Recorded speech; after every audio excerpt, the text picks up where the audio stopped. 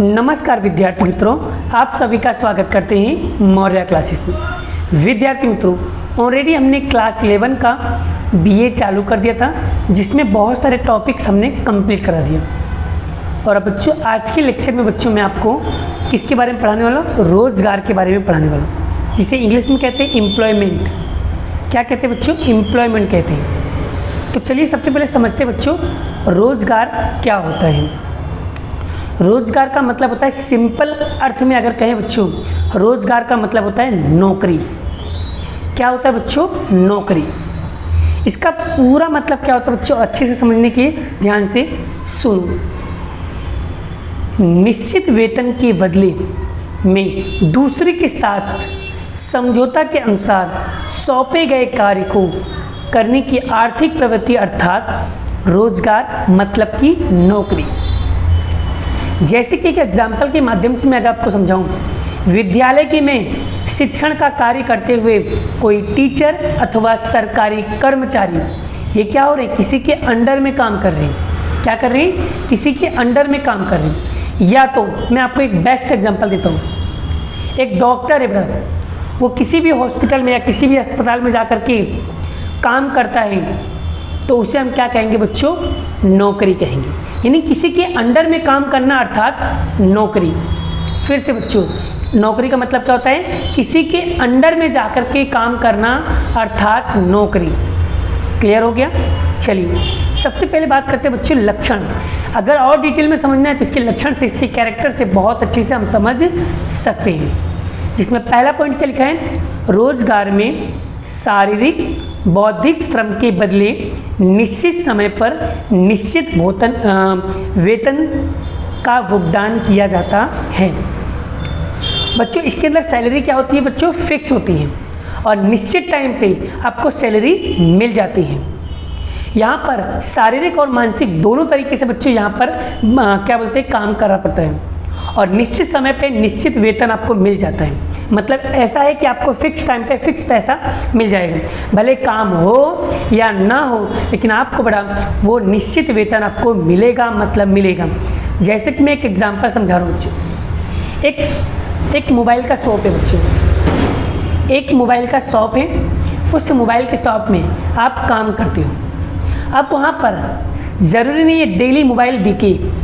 अगर मोबाइल बिके तो ठीक, ना बिके तो ठीक, क्योंकि हम उनके यहाँ नौकरी कर रहे हैं और हर महीना मुझे जितना सैलरी निश्चित किया गया है उतना ही सैलरी मुझे मिलेगा। क्या ऐसा कुछ है बच्चों कि आज मोबाइल नहीं बिका इसलिए हमको सैलरी कम मिलेगा या सैलरी उस दिन का नहीं मिलेगा? ऐसा कभी है? या कहीं पर नौकरी करने जाते हो, अगर वहाँ पर काम कम रहता है, अगर उस दिन काम नहीं होता है, तो क्या ऐसा है उस दिन की सैलरी आपको नहीं मिलेगी? नहीं, आपको बच्चों पैसा मिलेगा। ठीक है, क्योंकि आप उनके यहाँ बच्चों पहले से निश्चित कर लिए हो, पहले से डिसाइड कर लिया है मुझे हर महीने इतना वेतन मिलेगा, इस दिन मिलेगा। क्लियर? चलिए दूसरा पॉइंट, रोजगार में निश्चित वेतन के अलावा अन्य लाभ भी प्राप्त होता है। बच्चों अन्य लाभ किसे कहते हैं? बच्चों रोजगार के साथ साथ में आपको एक्स्ट्रा पैसा कब मिलता है बड़ा?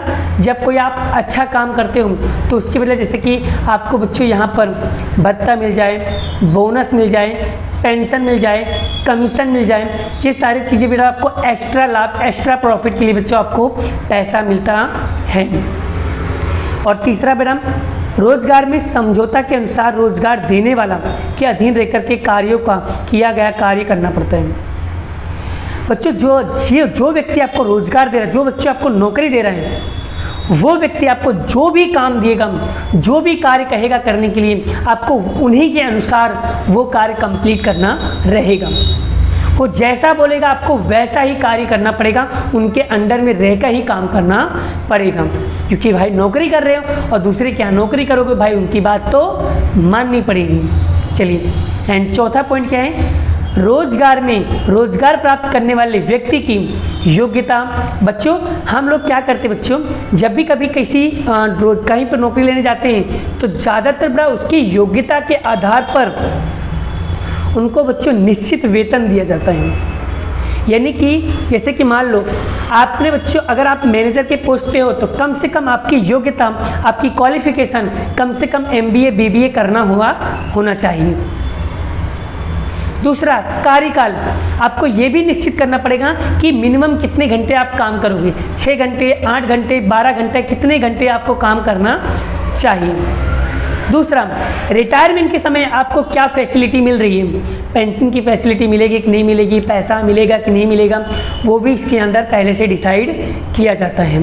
और उसके बाद लाभ, कि इसको एक्चुअल में हर एक साल के अंदर कितना प्रॉफिट दिया जाएगा, कितना लाभ दिया जाएगा, ये सब चीज़ें बड़ा नौकरी लेने से पहले ये सब चीज़ें डिसाइड कर लिया जाता है और पहले से निश्चित कर लिया जाता है बच्चों, ठीक है। और रोजगार जो बच्चों वो परावलंबी प्रवृत्ति है। परावलंबी मतलब बच्चों क्या होता है, दूसरे के ऊपर डिपेंडेंट रहना, दूसरे के ऊपर आधार रहना, इसलिए हम कहते हैं कि रोजगार जो है परावलंबी है, हम दूसरे के ऊपर डिपेंड रहते हैं, दूसरे की बात जो कहता है उसकी बातों को हम फॉलो करते हैं, उसके आधार पे कार्य करते हैं और उसके आधार पे मुझे वेतन सैलरी मिलती है। छठा पॉइंट, रोजगार में मालिक और कर्मचारी दोनों को समझौता के अनुसार नियमन अनुसार उसका पालन करना चाहिए। मालिक और कर्मचारी का दोनों के बीच में बड़ा समझौता होना चाहिए, एग्रीमेंट होना चाहिए कि अब मुझे इतना कार्य दिया गया, इतने बजे छूटेंगे, इतना वेतन मिलेगा, वो पहले से निश्चित होता है, पहले से फिक्स होता है। या दूसरा, मैं आपको एक बेस्ट एग्जांपल दूं कि दो कर्मचारी और मालिक के बीच में एक एग्रीमेंट होता है बच्चों। वो एग्रीमेंट किस टाइप का होता है कि अगर 2 साल तक का एक कर्मचारी को एग्रीमेंट दिया गया है कि इस व्यक्ति को 2 साल तक का नौकरी से नहीं निकाला जाएगा, तो मालिक भी नहीं चाह करके भी उसको नौकरी से नहीं निकाल सकता, ठीक है। अगर मालिक ने कर्मचारी को निकाल दिया तो कर्मचारी उसके ऊपर केस कर सकता है कि भाई मुझे 2 साल का एग्रीमेंट था और इस व्यक्ति ने मुझे 2 साल से पहले ही निकाल दिया, तो वो उसके ऊपर केस कर सकता है। या कर्मचारी भी नहीं छोड़ सकता, कर्मचारी अगर अपनी मर्जी से निकल जाए ना मैडम, वो भी छोड़ नहीं सकता, क्योंकि मालिक भी केस कर सकता है उसके ऊपर कि 2 साल तक का एग्रीमेंट था ये काम नहीं छोड़ने का, लेकिन इसने हमारे यहाँ काम छोड़ दिया, तो उसके ऊपर भी केस हो सकते हैं। तो उसे कहते हैं एग्रीमेंट, नियमन पालन के अनुसार होना चाहिए। एंड लास्ट पॉइंट क्या है बच्चों, रोजगार प्राप्तकर्ता को कोई भी पूंजी विनियोग नहीं करना पड़ता, कोई भी पैसा इन्वेस्टमेंट नहीं करना पड़ता है। अगर आपको नौकरी चाहिए ना, तो नौकरी लेने के लिए आप किसी को पैसा नहीं दोगे, क्योंकि पैसा देकर के नौकरी प्राप्त नहीं करोगे, या किसी को पैसा देने की ज़रूरत भी नहीं है। आप तो रोजगार प्राप्त करता हो, तो आपको किसी भी पैसे की इन्वेस्टमेंट करने की ज़रूरत नहीं है, आप कहीं पे भी जाकर के नौकरी कर सकते हो, ठीक है। आपको कहीं पे पैसे भरने की ज़रूरत नहीं है।